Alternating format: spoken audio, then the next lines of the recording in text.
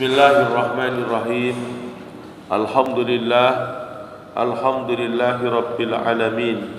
Wassalatu wassalamu ala sayyidina wa maulana Muhammadin wa ala alihi wa sahbihi ajma'in. Amma ba'du. Hadirin wal hadirat jamaah salat subuh rahimakumullah. Alhamdulillah, dengan izin Allah di pagi hari ini Allah masih berikan karunia iman, Islam, ihsan, disempurnakan dengan kekuatan istiqomah, bisa menjalankan perintah Allah dan Rasul, salat subuh berjamaah, dilanjutkan i'tikaf, dan juga kita terus berzikir kepada Allah. Semoga amal ibadah kita diterima oleh Allah Subhanahu wa taala. Salawat dan salam untuk Nabi kita Muhammad sallallahu alaihi wasallam bi qaulina Allahumma shalli wa sallim wa barik alaihi. Hadirin jamaah sekalian rahimakumullah, sampailah hadis yang ke-89. Qala Rasul sallallahu alaihi wasallam, salasun man kunna fihi wajada halawatal iman, ayyakuna Allah wa rasuluhu ahabbu ilaihi mimma siwahuma, wa ayyuhibbal mar'a la yuhibbuhu illa lillah, wa ayyakraha ayyauda fil kufri ba'da in anqadahu Allahu minhu kama yakrahu ayyulqa finnar. Nabi kita Muhammad sallallahu alaihi wasallam bersabda, ada 3 perkara yang di saat 3 perkara itu ada bersama diri kita, berada di dalam diri kita, maka kita akan mencapai halawatul iman. Halawatul iman artinya adalah nikmatnya, manisnya keimanan kita kepada Allah Subhanahu wa taala. Apa yang menjadikan asbab kita untuk mencapai kedudukan yang tinggi, bisa mendapatkan halawatul iman? Yang pertama, ayyakunallahu wa rasulahu ahabbu ilaihi mimma siwahuma. Seseorang yang di dalam hatinya telah terdapatkan, di mana dia mampu meletakkan posisi rasa mahabbah, kecintaan kepada Allah, kecintaan kepada Rasulullah sallallahu alaihi wasallam, itu melebihi dengan segala apa yang dicintai dalam kehidupan di dunia. Itulah hakikat orang sudah mencapai kedudukan halawatul iman. Ketika mahabbah kepada Allah, mahabbah kepada Nabi kita Muhammad sallallahu alaihi wasallam, itu yang paling dicintainya. Yang paling dicintai dalam kehidupan ini adalah Allah wa rasuluh, dan rasulnya. Maka diungkapkan dalam satu pernyataan Allah di dalam Al-Qur'an, orang mukmin yang hakiki, orang mukmin yang sebenarnya, alladzina amanu asyaddu hubban lillah. Orang yang beriman itu benar-benar sangatlah mencintai Allah Subhanahu wa ta'ala. Dan kita telah diajarkan, hadirin, bagaimana seluruh aktivitas amal yang diajarkan oleh Nabi kita Muhammad, dicontohkan oleh Nabi Muhammad, selalu yang disyariatkan adalah ujung akhir dari tujuannya adalah hanya untuk Allah Subhanahu wa ta'ala. Semua aktivitas ibadah kita, kalau kita mau talaffuzun niyah, mau ngucapin niat, pasti ujungnya lillahi ta'ala. Itu menunjukkan bahwa semua nisbah apa yang kita lakukan itu semata-mata karena dasarnya adalah kecintaan kita kepada Allah. Semua adalah untuk Allah, semua untuk Allah. Selalu kata-kata lillahi ta'ala ini selalu ada di dalam aktivitas kita di saat kita mentalaffuzkan niat tersebut. Satu contoh tadi, kita lakukan sholat subuh, kemudian kita niat kalau ditalaffuzkan sholli fardhu subhi rak'ataini mustaqbilal qiblati ma'muman lillahi ta'ala. Kalau semua udah lillahi ta'ala, semua lillahi ta'ala, berarti disitulah hakikat orang sudah mencapai halawatul iman. Semua aktivitas dalam hidupnya hanya yang dituju satu, hanya kepada Allah Subhanahu wa ta'ala.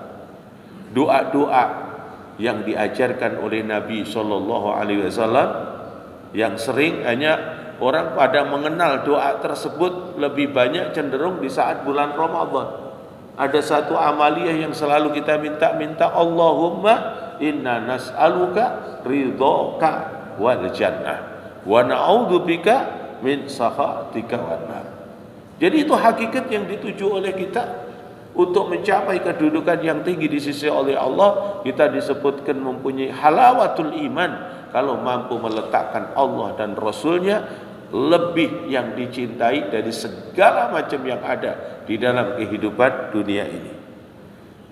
Kemudian yang kedua, yang untuk mencapai kedudukan halawatul iman itu disebutkan adalah ayyuhibbal mar'a la yuhibbuhu illa lillah. Tidak mencintai kepada seseorang kecuali dia mencintai berdasarkan karena cinta kepada Allah. Jadi mencintai seseorang, mencintai karena dasarnya karena Allah Subhanahu wa taala. Berarti ketika sudah sampai kepada tingkatan yang kedua ini, kita mencintai seorang istri disebabkan karena cinta kita kepada Allah. Jadi bukan pamrih-pamrih zahiri, sudah karena Allah Subhanahu wa taala. Kita mencintai, menghormati orang tua kita karena kecintaan kita kepada Allah. Ini adalah kudu ditanamkan betul di dalam diri kita. Kalau sudah bisa mencapai seperti itu, baginda Nabi Muhammad sallallahu alaihi wasallam, beliau mencintai umatnya di seluruh keseluruhan di alam semua ini disebabkan karena cintanya kepada Allah Subhanahu wa taala. Sehingga beliau bagaimana di saat-saat detik-detik mau wafat yang dipikirin adalah umatnya, yang dipikirin umatnya.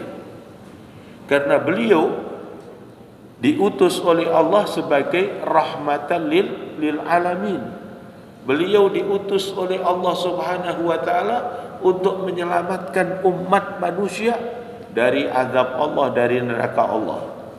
Sehingga dalam Al-Qur'an Nabi Muhammad itu diberikan oleh Allah satu kedudukan, wa kuntum ala safa khufratin minan nar fa anqadhakum minha. Jadi manusia sudah diambang pintu neraka karena mereka di dalam kemusyrikannya, di dalam kekafirannya, di dalam kemunafikan mereka. Allah datangkan Nabi Muhammad, Allah utus Nabi Muhammad, kemudian Nabi Muhammad di tengah-tengah mereka sudah diambang pintu neraka karena kemusyrikan dan kekafiran mereka, fa'anqadhakum minha. Nabi Muhammad yang mendapatkan amar tugas untuk menyelamatkan mereka. Yang dari musyrik mereka dibimbing oleh Nabi Muhammad sehingga dibuka pintu hidayahnya, dia beriman. Yang kafir, yang munafik, ini adalah yang menyelamatkan kita adalah bisababiah Nabi Muhammad sallallahu alaihi wasallam. Kemudian yang ketiga, orang yang mendapatkan halawatul iman adalah wa ayyakraha ayyauta ilal kufri ba'da in anqadahu Allahu minhu. Yaitu orang yang di dalam hatinya sudah ada satu kekuatan benci, tidak suka untuk kembali lagi kepada kekufuran setelah Allah menyelamatkan dia dari kekufuran itu. Boleh dikata di zaman dulu generasi ke generasi kita enggak tahu bagaimana generasi tua kita dulu, apakah mereka sudah benar-benar Allah berikan kekuatan iman. Kemudian dengan izin Allah dari dakwahnya Nabi Muhammad sallallahu alaihi wasallam yang diserukan dari kota suci Mekah, kota suci Madinah, kemudian cahaya itu sampai ke dalam hati kalbu kita sehingga kita masuk di dalam keimanan, masuk di dalam agamanya. Ketika kita sudah ada di dalam agama Allah, di dalam keimanan ini, kita benci, kita tidak suka untuk keluar lagi untuk menjadi orang-orang kafir ataupun orang-orang yang ingkar. Ini juga merupakan satu peringatan bagi kita hadirin di mana hari esok ini, hari Ahad ya, merupakan boleh dalam hitungan hari akhir di tahun 2023. Dan di situ adalah banyak orang yang lepas nilainya, nilai keimanannya lepas. Dengan diberikan oleh Allah umur panjang, sehat walafiat, dipertemukan dengan penutupan akhir tahun dan dipertemukan oleh Allah dengan awal tahun. Kemudian apa yang dilakukan? Pengingkaran, kemusyrikan, tufsiduna fil ardi, membikin kerusakan di muka bumi. Nah ini kalau ketika seseorang itu larut ke bawah ke dalam itu, berarti tidak ada di dalam dirinya itu halawatul iman. Yang ada dalam dirinya halawatul iman adalah orang yang dia takut, dia khawatir, dia benci kalau sampai dirinya itu akan keluar lagi kepada kekafiran dan kemusyrikan. Itu adalah tanda Allah memberikan kepada kita halawatul iman. Allah dan Rasulnya yang paling dicintai dalam kehidupan dunia ini mengalahkan kecintaan kita kepada segala sesuatu yang ada di dalam kehidupan dunia. Kemudian ketika kita mencintai seseorang, maka cinta itu didasari karena Allah Subhanahu wa taala. Jadi mencintainya bukan karena yang lain, karena Allah. Kemudian yang ketiga yang diperingatkan oleh Nabi ini adalah dia adalah benci kalau sampai dia akan keluar kembali kepada kekufuran. Kemudian berikutnya Rasul juga menyatakan salah satu man kunna fihi hasabahullahu hisaban yasira. Ada 3 perkara juga yang menjadikan asbab kita besok di akhirat akan mendapatkan hisab yang ringan, mendapatkan hisab yang cepat. Di dalam Quran Allah mengingatkan fa amma man utiya kitabahu biyaminih fasaufa yuhasabu hisaban yasira wa yanqalibu ila ahlihi masrura. Siapa di antara kalian umat Nabiuna Muhammad ini besok di akhirat ketika diberikan catatan amalnya dengan tangan kanan, diterima dengan tangan kanan, maka itulah merupakan tanda Allah akan menghisab dia dengan hisab yang cepat. Setelah itu Allah izinkan mereka kumpul menuju kepada surga, kemudian masrura dengan penuh dengan kebahagiaan. Siapa yang akan mendapat hisab yang singkat dan cepat, kemudian Allah izinkan mereka terus masuk ke dalam surganya Allah. Yang pertama adalah orang tersebut adalah tu'ti man haramaka. Dia selalu memberi kepada orang yang selalu menghalangi kita. Jadi orang yang selalu menghalangi kita, tidak pernah mau memberi, tapi kita terus memberi kepada orang tersebut. Makanya Nabi Muhammad SAW di antaranya sabab-sabab beliau juga mudah untuk membuka jalan hidayah seseorang, di antaranya adalah bil atiyah. Nabi Muhammad suka memberi kepada orang. Ada seseorang yang dulunya selalu mengganggu Nabi, menghalangi Nabi, punya kebencian kepada Nabi yang hebat luar biasa.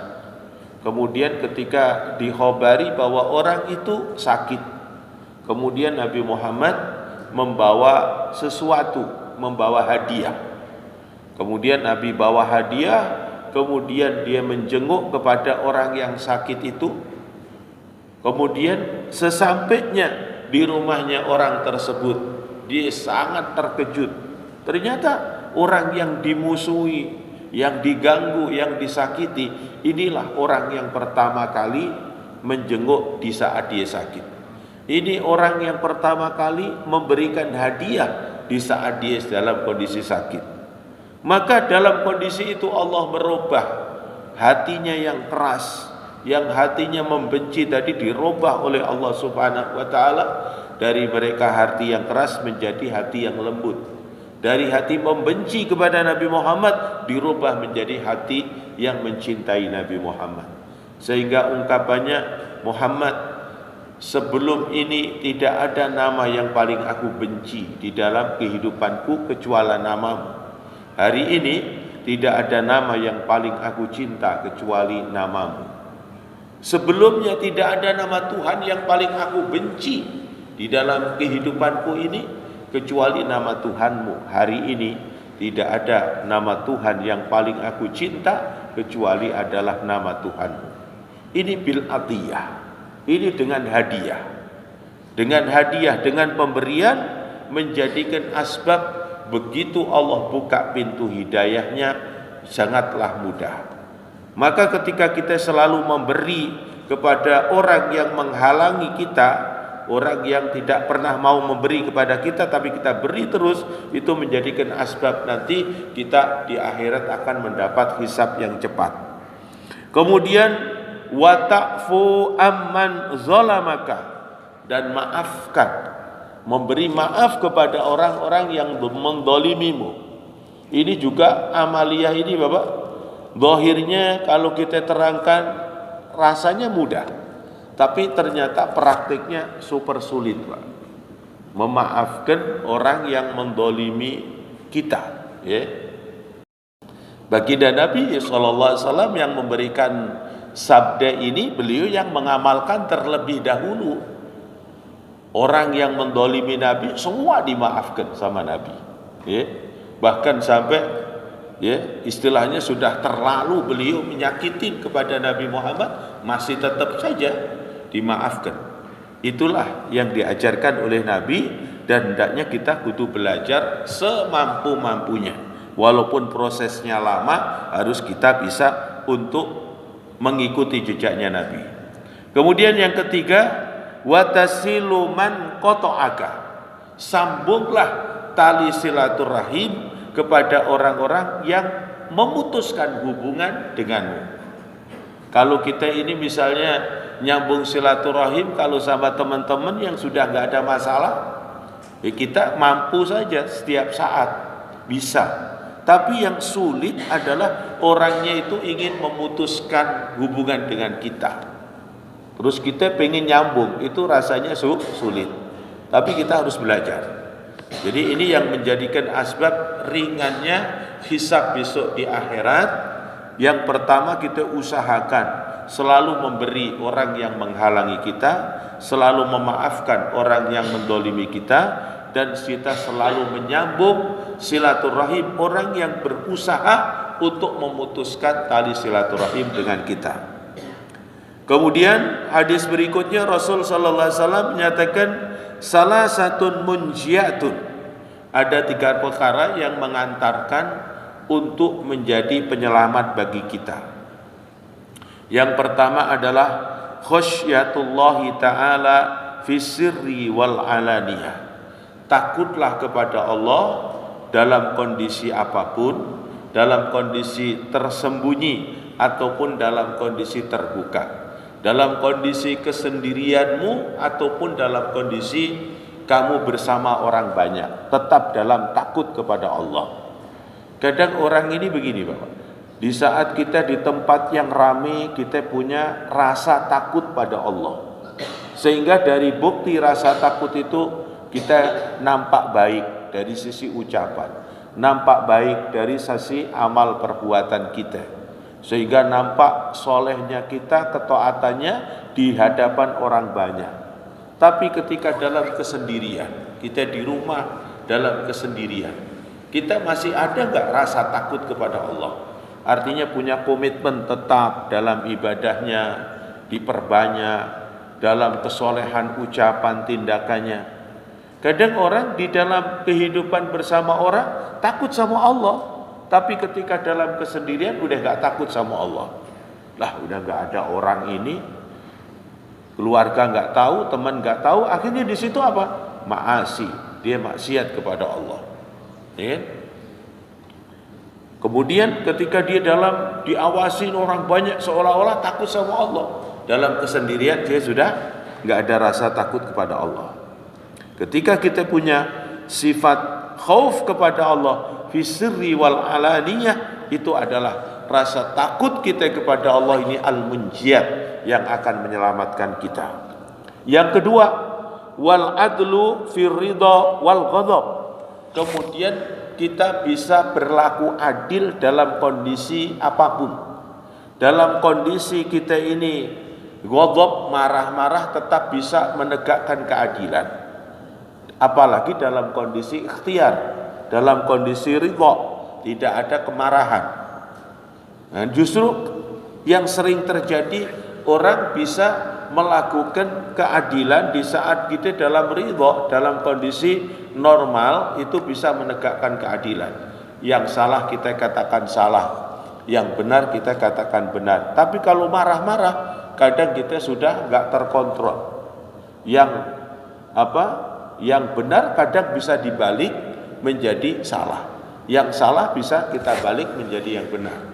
Orang yang bisa menegakkan keadilan dalam kondisi apapun, itu akan mengantarkan diri mereka menjadi orang-orang yang selamat. Kemudian yang ketiga, wal qasdu fil fakri wal ghina.